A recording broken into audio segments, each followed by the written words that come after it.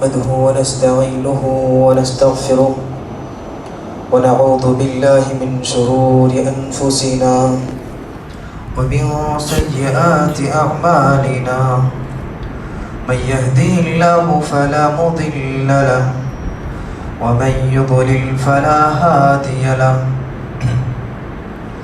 وأشهد أن لا إله إلا الله وحده لا شريك له وأشهد أن محمدًا عبده ورسوله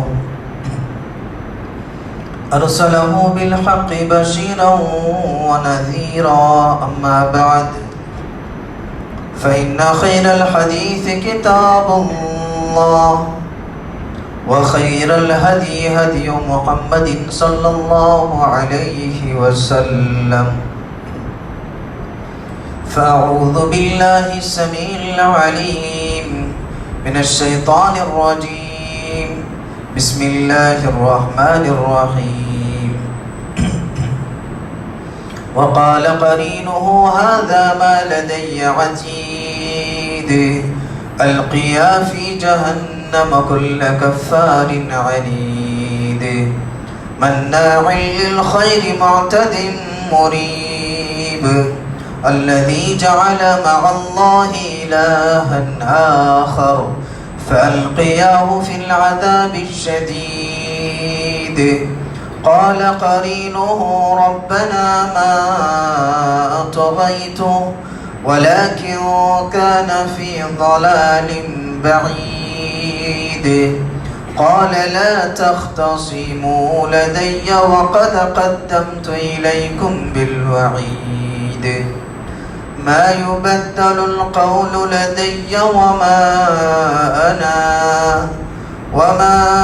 بظلام للعبيد يوم نقول لجهنم هل امتلأت وتقول هل من مزيد وأزلفت الجنة للمتقين غير بعيد هذا ما توعدون لكل أواب حفيظ من خشي الرحمن بالغيب وجاء بقلب منيب ادخلوها بسلام ذلك يوم الخلود.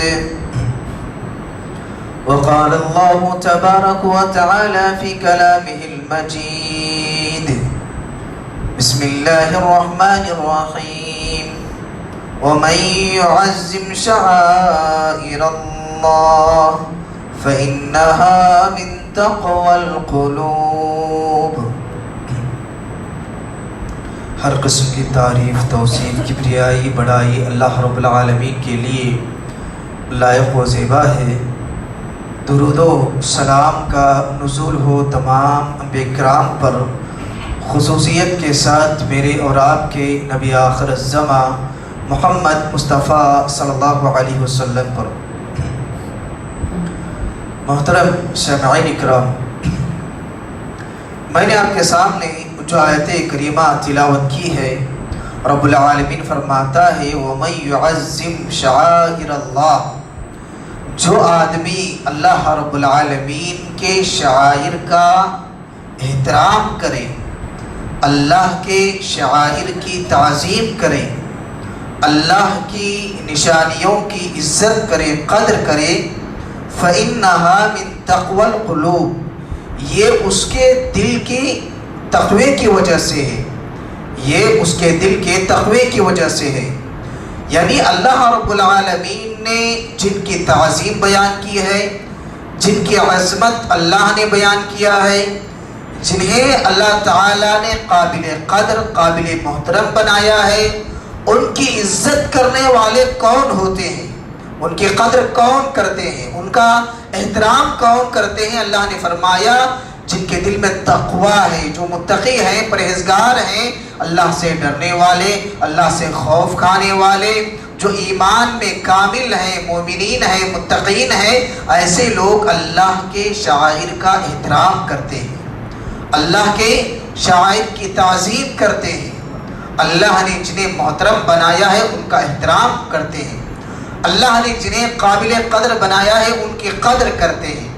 محترم حاضرین، آج خطبہ جمعہ میں عشرہ ذی الحجہ کی فضیلت میں انشاءاللہ اس عنوان پر کچھ دیر آپ کے سامنے گفتگو کروں گا۔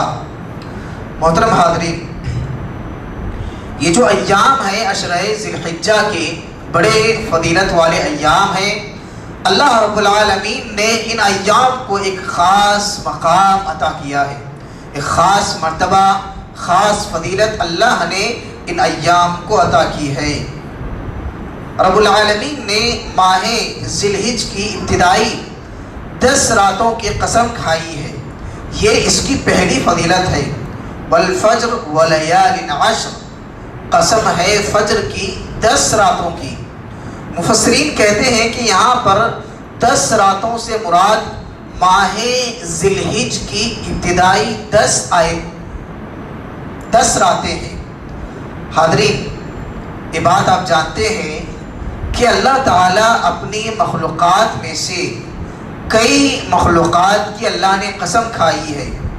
اللہ نے کہیں سورج کی قسم کھائی، کہیں چاند کی قسم کھائی، کہیں اللہ نے دن کی قسم کھائی، کہیں رات کی قسم کھائی، کہیں اللہ نے والد اور اولاد کی قسم کھائی۔ مختلف چیزوں کی قسم اللہ رب العالمین نے کھائی ہے۔ اللہ تعالیٰ قسم کیوں کہتا ہے؟ اس کی اہمیت کو بیان کرنے کے لیے، لوگوں کو متوجہ کرنے کے لیے کہ یہ جو چیز تمہارے سامنے بیان کی جا رہی ہے یہ کوئی معمولی چیز نہیں ہے، یہ بڑی اہمیت والی چیز ہے، بڑی فضیلت والی چیز ہے۔ اس کی اہمیت، فضیلت، مقام کو بیان کرنے کے لیے اللہ تعالیٰ قسم کھاتا ہے، اور یہ صرف اللہ کے لیے ہے۔ اللہ اپنی مخلوقات میں سے جس کی چاہے قسم کھا سکتا ہے، لیکن مخلوقات کو اجازت نہیں ہے کہ وہ اللہ کی مخلوقات میں سے کسی بھی چیز کی قسم کھائے۔ ہاں، اگر ضروری بات ہے، کسی بات میں تاکید پیدا کرنا ضروری ہے، تو ایسے موقع پر صرف اور صرف اللہ تعالیٰ کی قسم کھائی جائے گی۔ من کان حالفا فلیحلف باللہ، پیارے نبی صلی اللہ علیہ وسلم نے فرمایا کہ اگر کسی کو قسم کھانا ہی ہے کسی ضروری کام پر تو اسے چاہیے کہ وہ اللہ کی قسم کھائے، اللہ کے علاوہ کسی کی بھی قسم کھانا ناجائز ہے۔ محترم سامعین، یہ ان ایام کی پہلی فضیلت ہے۔ اسی طرح ایک فضیلت یہ بھی ہے ان ایام کی کہ ان 10 دنوں میں جو اعمال کیے جاتے ہیں، جو بھی نیکیاں ان 10 دنوں میں ہم کرتے ہیں، تو اللہ رب العالمین کو سب سے زیادہ محبوب ہیں، سب سے زیادہ پسندیدہ ہیں ان 10 ایام میں کیے جانے والے اعمال۔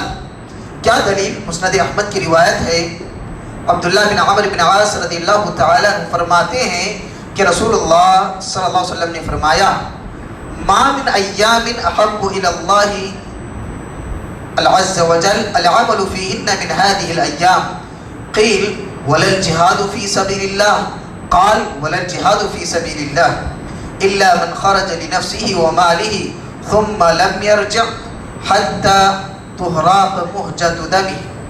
پیارے نبی صلی اللہ علیہ وسلم نے فرمایا کہ عشرہ ذی الحجہ میں کیے جانے والے اعمال اللہ تعالیٰ کو سب سے زیادہ پسندیدہ ہیں۔ عشرہ ذی الحجہ میں کیے جانے والے اعمال اللہ کو سب سے زیادہ محبوب ہیں۔ اللہ کے نبی صلی اللہ علیہ وسلم سے سوال کیا گیا، اے اللہ کے نبی صلی اللہ علیہ وسلم، ان ایام میں جو اعمال کیے جاتے ہیں کیا وہ اعمال جہاد سے افضل ہیں؟ اللہ کے نبی صلی اللہ علیہ وسلم نے فرمایا، ہاں، جہاد سے افضل ہے ان ایام میں کیے جانے والے اعمال، جہاد سے زیادہ پسندیدہ ہیں وہ اعمال جو ان ایام میں کیے جاتے ہیں۔ وہ الگ بات ہے کہ آدمی جان و مال کے ساتھ نکلے، میدان جنگ میں شہید ہو جائے تو وہ شہید کا رتبہ پائے گا۔ اس کے علاوہ اگر کوئی میدان جنگ میں جاتا ہے، جہاد کرتا ہے، مقابلہ کرتا ہے، واپس لوٹتا ہے، تو یہ عمل بھی جو ہے ان ایام میں کیے جانے والے اعمال پر فوقیت نہیں رکھتا۔ تو محترم سامعین، یہ ان ایام کی فضیلت ہے کہ ان ایام میں ہم جو بھی نیکیاں کرتے ہیں سب سے زیادہ محبوب ہیں اور پسندیدہ ہیں۔ اور ان ایام کی ایک فضیلت یہ بھی ہے کہ یہ دنیا کے سب سے افضل ترین ایام ہیں۔ ان دنوں کو عشرۂ ذی الحجہ کو دنیا کے سب سے افضل دن قرار دیا گیا ہے۔ صحیح الجامع الصغیر کی روایت ہے، جابر بن عبداللہ رضی اللہ تعالیٰ عنہ بیان کرتے ہیں، اللہ کے نبی صلی اللہ علیہ وسلم نے فرمایا افضل ایام الدنیا ایام العشر، افضل ایام الدنیا ایام العشر، کہ دنیا کے سب سے افضل ایام عشر ہیں۔ ماہ ذی الحجہ کے ابتدائی 10 دن ہیں جو دنیا کے سب سے افضل ترین ایام ہیں۔ شیخ الاسلام ابن تیمیہ علیہ الرحمہ سے سوال کیا گیا کہ رمضان کا آخری عشرہ زیادہ افضل ہے یا ماہ ذی الحجہ کا ابتدائی عشرہ زیادہ افضل ہے؟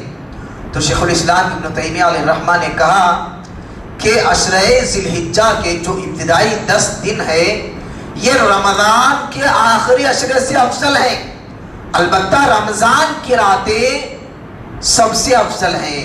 یعنی جو شروع کے ایام ہیں عشرۂ ذی الحجہ کے، اس کی جو راتیں ہیں، اگر عشرۂ ذی الحجہ کی راتیں اور رمضان کے آخری عشرے کی جو راتیں ہیں ان کا مقابلہ کیا جائے راتوں کا، تو رمضان کی 10 راتیں افضل ہیں۔ اگر دنوں کا مقابلہ کیا جائے آخری عشرے کے، تو ماہ ذی الحجہ کے ابتدائی 10 دن رمضان کے آخری عشرے سے افضل ہیں۔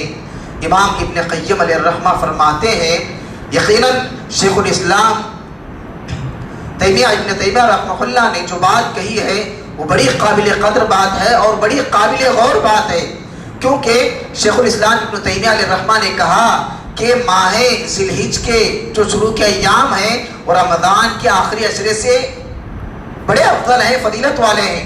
اس کا سبب کیا ہے؟ اس لیے کہ ان 10 دنوں میں ایسے ایام ہیں جن کی بڑی اہمیت ہے، بڑی فضیلت ہے۔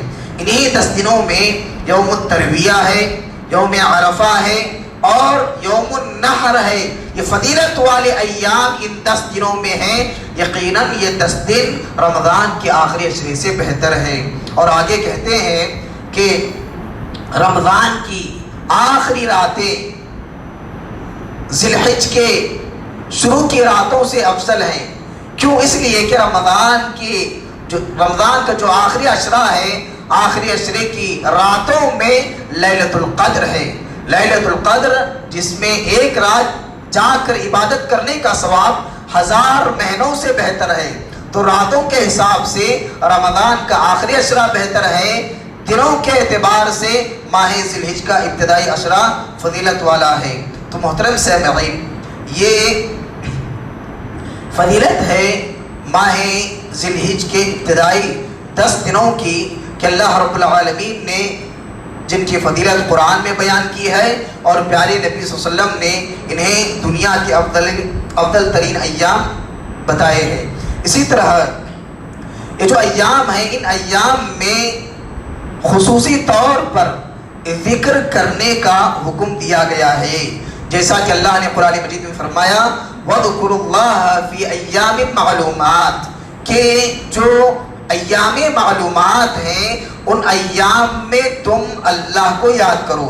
صحیح بخاری کی روایت ہے، عبداللہ بن عباس رضی اللہ تعالیٰ عنہ ایام العشر سے اس کی تفسیر کرتے ہیں۔ ایام معلومات جو ہے، معلوم ایام، تو ان کی تفسیر ایام العشر سے کرتے ہیں، یعنی ماہ ذی الحجہ کے ابتدائی 10 دن اس سے مراد ہے۔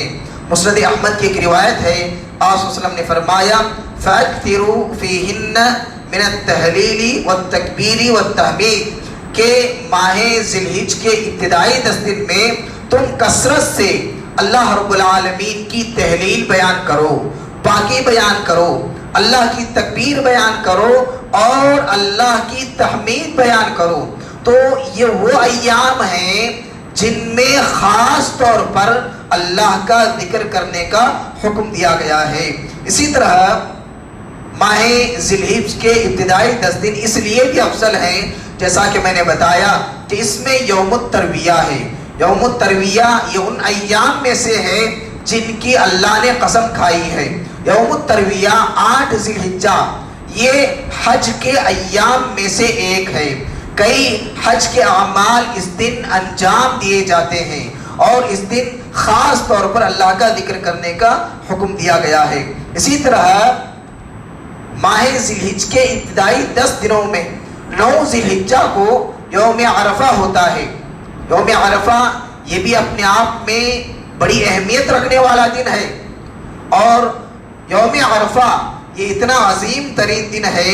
اللہ کے نبی صلی اللہ علیہ وسلم نے فرمایا الحج عرفہ، کہ عرفات کے میدان میں وقوف کرنا، عرفات کے میدان میں ٹھہرنا، یہ حج کے اہم ارکان میں سے ایک ہے۔ اگر انسان حج کرنے کے لیے جاتا ہے اور عرفات کے میدان میں وقوف نہیں کرتا، ٹہرتا نہیں، تو اس کا حج غیر مقبول مانا جائے گا، اس کا حج قابل قبول نہیں ہوگا۔ تو یہ اتنا فضیلت والا دن ہے یوم عرفہ، اور یہی وہ دن ہے رب العالمین نے اسی دن دین کے تکمیل کا اعلان کیا، دین کے تکمیل کا اعلان کیا۔ وہ جو آیت ہے الیوم اکملت لکم دینکم واتممت علیکم نعمتی ورضیت لکم الاسلام دینا، اللہ رب العالمین نے جس میں دین کے تکمیل کا اعلان کیا وہ اسی دن کیا، یوم عرفہ کے دن۔ اسی طرح یہی وہ دن ہے جب حاجی لوگ عرفات کے میدان میں وقوف کرتے ہیں، ٹہرتے ہیں، اللہ کی بارگاہ میں دعائیں کرتے رہتے ہیں، لوگوں کا ایک بڑا جم غفیر ہوتا ہے۔ کئی لوگ وہاں پر ٹھہر کر اللہ سے گڑ گڑاتے ہیں، روتے ہیں، دعائیں کرتے ہیں، تو اللہ تعالیٰ ان بندوں پر فخر کرتا ہے، دیکھو میرے بندے کس طرح میرے سامنے عاجز ہو کر کے دعائیں کر رہے ہیں، کس طرح میرے بندے مجھے یاد کر رہے ہیں۔ اللہ تعالیٰ فخر کرتا ہے اپنے بندوں کے نیک اعمال پر۔ تو محترم سامعین، یہ عرفہ یہی وہ دن ہے جس دن اللہ تعالیٰ اپنے بندوں کے نیک اعمال پر فخر کرتا ہے۔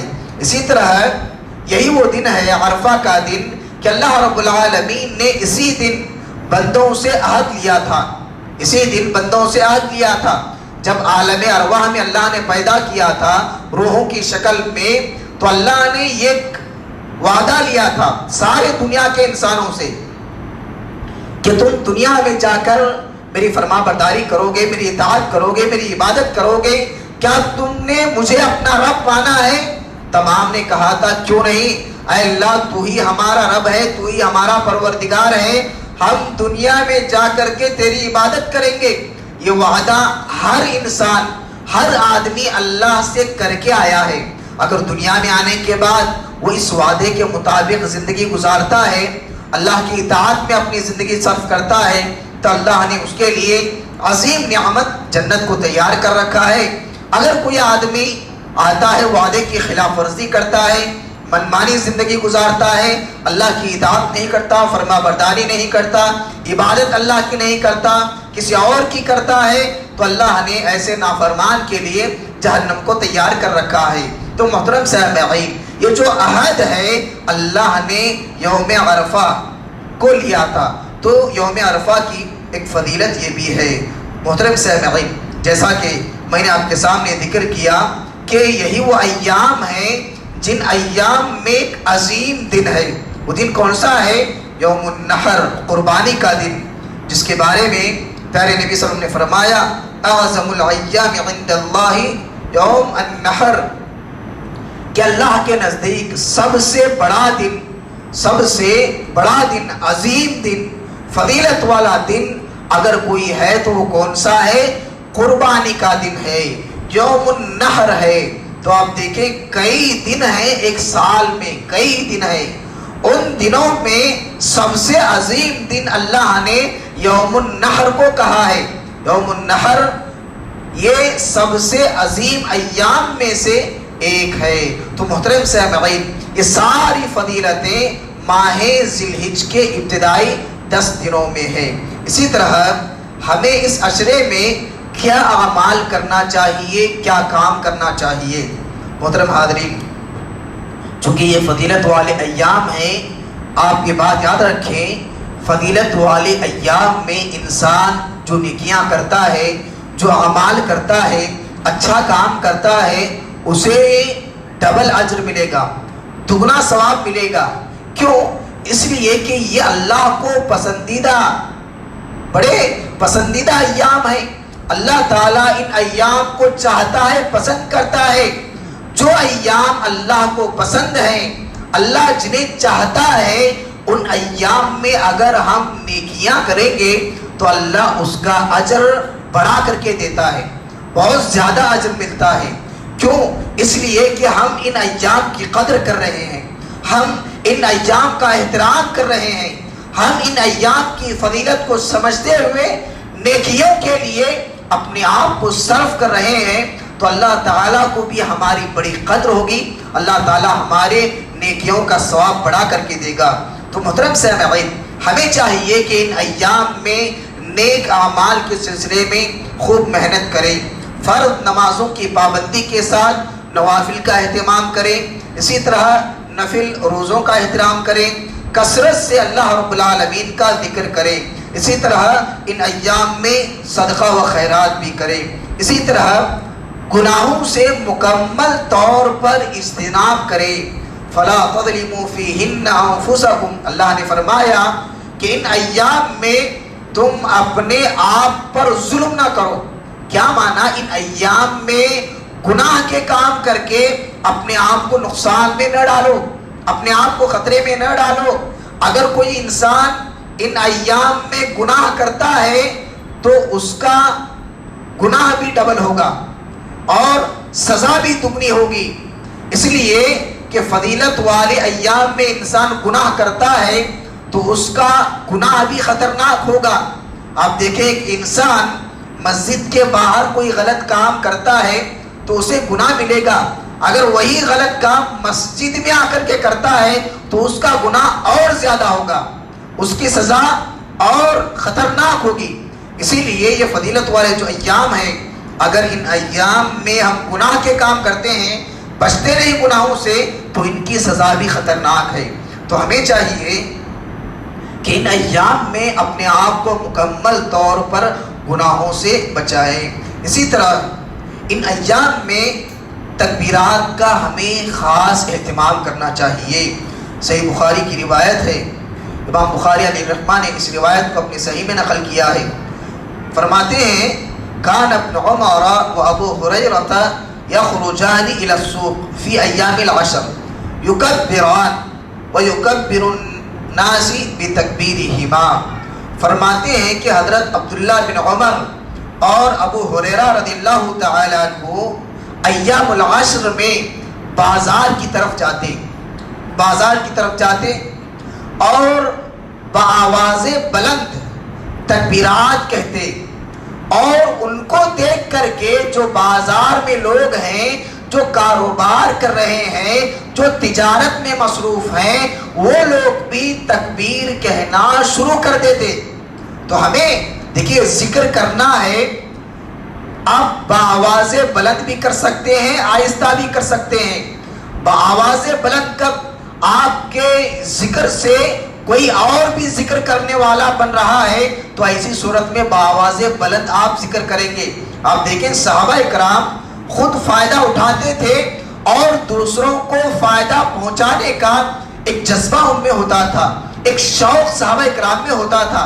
آپ دیکھیں صحابہ جلیل القدر صحابہ عبداللہ بن عمر رضی اللہ تعالی عنہ اور حضرت ابو ہریرہ رضی اللہ تعالی عنہ بازار کی طرف نکل جاتے، اگر یہ چاہتے تو اکیلے میں بیٹھ کر کے اللہ کا ذکر کر سکتے تھے، تکبیرات کہہ سکتے تھے، لیکن ان کی خواہش تھی جیسے ہم ذکر کر رہے ہیں، جیسے ہم تکبیرات کہہ رہے ہیں، دوسرے لوگ بھی تکبیرات کہیں، دوسرے لوگ بھی ان ایام کی فضیلت کو حاصل کریں، ثواب کو حاصل کریں، اجر کو حاصل کریں۔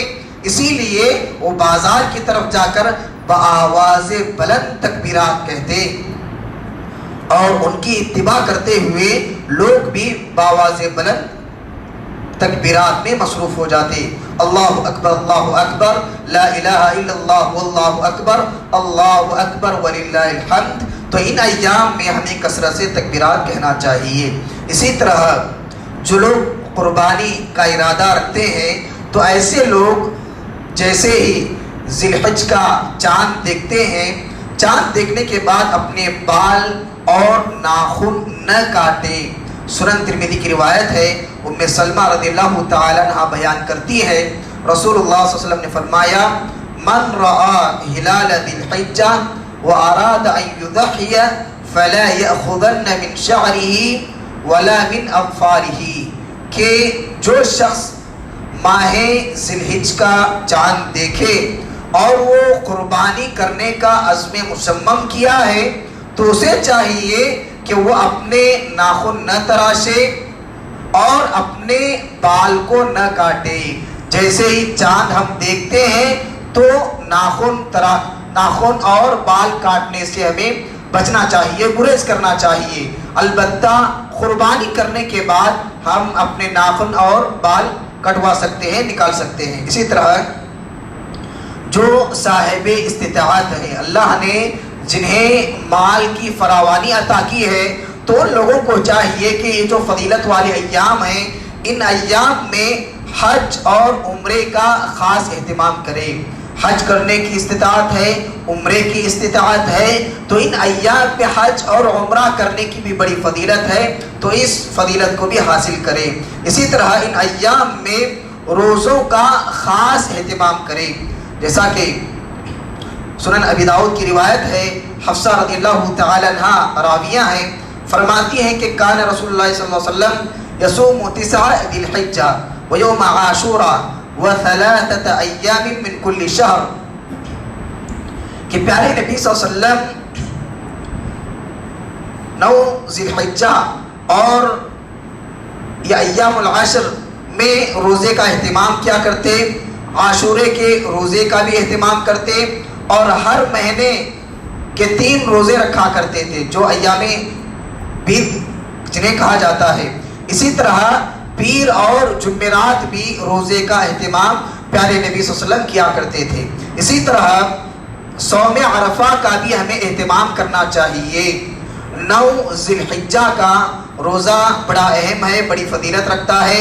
صحیح مسلم کی روایت ہے، ابو قتادہ رضی اللہ تعالیٰ عنہ راوی حدیث سے فرماتے ہیں صیام یوم عرفہ احتسب علی اللہ عز وجل ان یکفر السنة التي قبلہ والسنة التي بعدہ، کہ عرفہ کے دن کا روزہ، مجھے اس روزے کے بارے میں یہ یقین ہے کہ اللہ تعالیٰ اس روزے کے ذریعے سے 1 سال پہلے کے گناہ اور 1 سال بعد کے گناہ اللہ تعالیٰ معاف کرے گا۔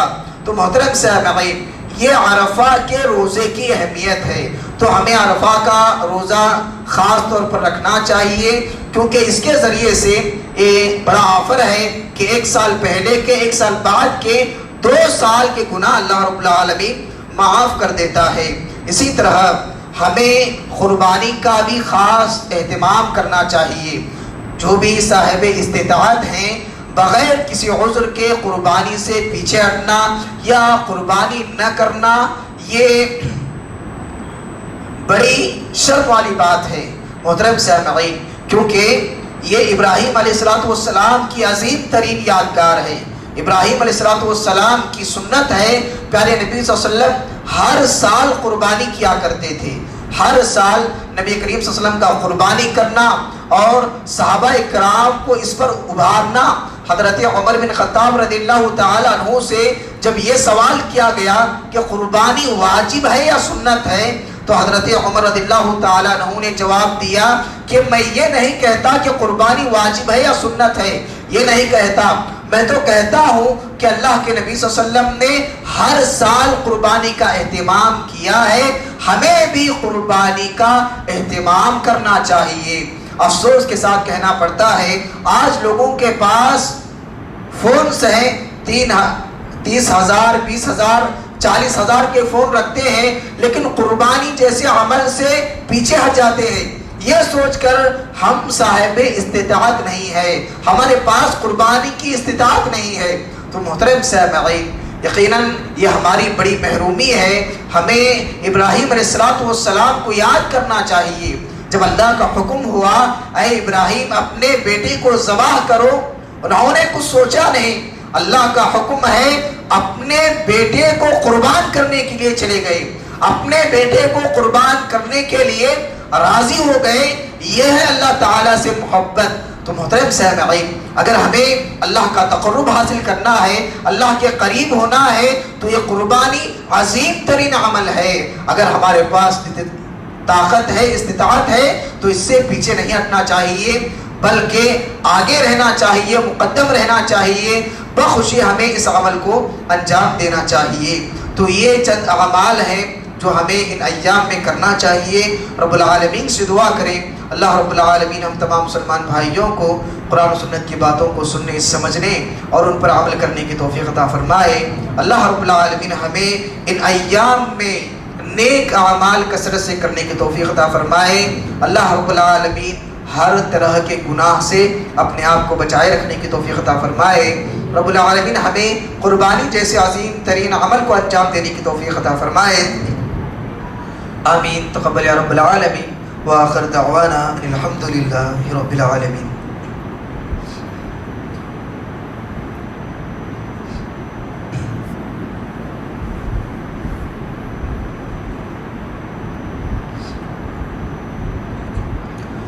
نحمده ونستعينه ونستغفره ونعوذ بالله من شرور أنفسنا ومن سيئات أعمالنا.